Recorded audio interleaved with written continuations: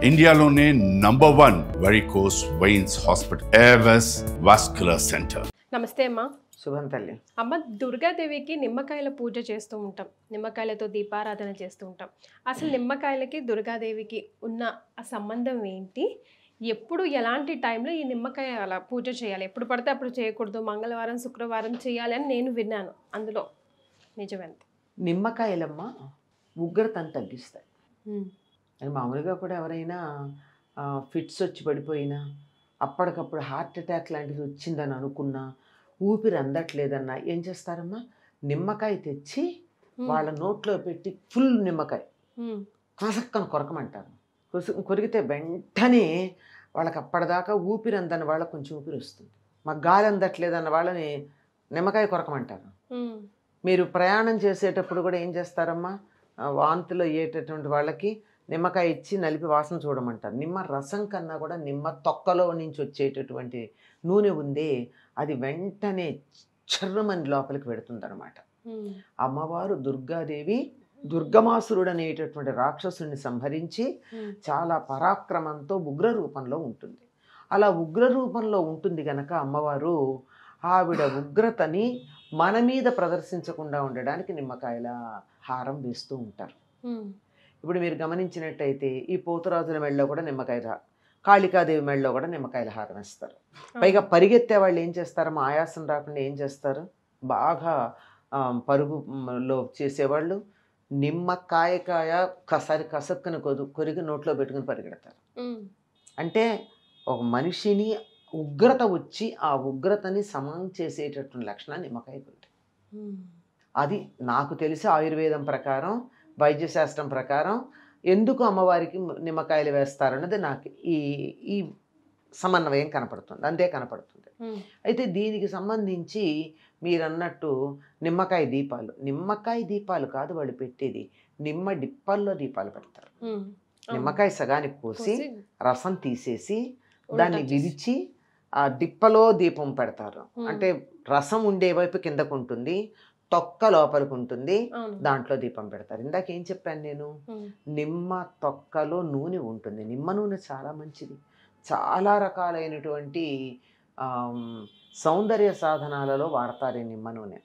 ఇది సాధించడం కష్టమని చెప్పి నిమ్మగడ్డి వేసి వాసన వచ్చేటు చేసి కక్కుర్తి పడుతూ ఉంటారు తర్వాత. కానీ నిజానికి నిమ్మ తొక్కలోంచి వచ్చేటటువంటి నూనె ఉంది, అది చాలా విలువైంది. దానితో కలిపి దీపం పెట్టడం ఇక్కడ అన్నమాట జరుగుతూ ఉంటుంది. ఇది దేనికి అంటే రాహుకాలంలో పెడతారు. ఇంకా మంగళవారం మధ్యాహ్నం 3 గంటల ప్రాంతాల్లో ఏదో ఉంటుంది అనుకుంటాను, శుక్రవారం ఏది ఇంకో సమయంలో ఉంటుంది రాహుకాలం. ఈ రాహుకాలంలో దుర్గాదేవి గుడిలో దీపాలు గనక పెట్టినట్టయితే అనుకున్న కోరికలు నెరవేరుతాయి, అమ్మవారు మనని అనుగ్రహిస్తుంది అనేటటువంటి విశ్వాసం ఉంది. కానీ పండితులను అడిగితే చెప్పినటువంటి మాట ఏమిటంటే, మనకి రాహుకాలం పట్టింపు లేదట. మనకి అంటే తెలుగు వాళ్ళకి, అంటే భౌగోళిక పరిస్థితులను అనుసరించి, అంటే భూగోళం మీద ఎప్పుడు ఏ గ్రహాల ప్రభావం ఎట్లా ఉంటుంది అన్నది చెప్పేటటువంటి పద్ధతి ప్రకారం కొంతమందికి కొన్ని ఉంటాయి కదమ్మా. ఇప్పుడు పుట్టిన తేదీ కూడా హైదరాబాదులో పుట్టినప్పుడు సమయానికి, రాజమండ్రిలో పుట్టిన సమయానికి, విశాఖపట్నంలో పుట్టిన సమయానికి జ్యోతిష్ శాస్త్రవేత్తలు పుట్టిన ప్రదేశం ఏమిటని అడిగి దానికి ప్లస్లు మైనస్లు చేరుస్తారు పుట్టిన సమయానికి, అవునా కాదా? అంటే అక్షాంశాలు రేఖాంశాలు వాటిని అనుసరించి ఆ విధంగా ఉన్న ప్రకారం మనకెవరికి కూడా అవసరం లేదని నెల్లూరుకి దిగువ భాగం నుంచి మాత్రమే ఈ రాహుకాలం యొక్క పట్టింపు ఉంటుంది, మనకు ఉండదు అని చెప్తారు.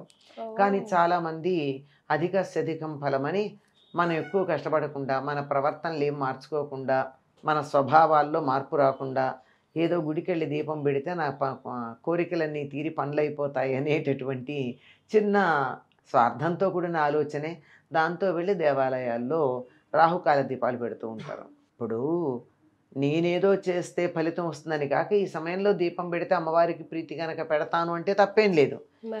అలా పెట్టేది ఆ సమయంలోనే పెడతారు. అది కూడా నిమ్మకాయని ఇలా విప్పి వెనక్కి తిప్పి దాంట్లో దీపం పెడతారు. అది అమ్మవారికి తృప్తి కలుగుతుందని. ఎందుకంటే అందులో ఎప్పుడైతే మీరు నూనె నెయ్యో వేసి, ఆవు నెయ్యో నూనె వేసి తడిపినటువంటి ఒత్తిని పెట్టి వెలిగిస్తారో ఆ వేడికి నిమ్మడిప్పలో ఉన్నటువంటి నిమ్మరసం కూడా కలిసి నిమ్మ నూనె కూడా కరిగి వస్తుంది.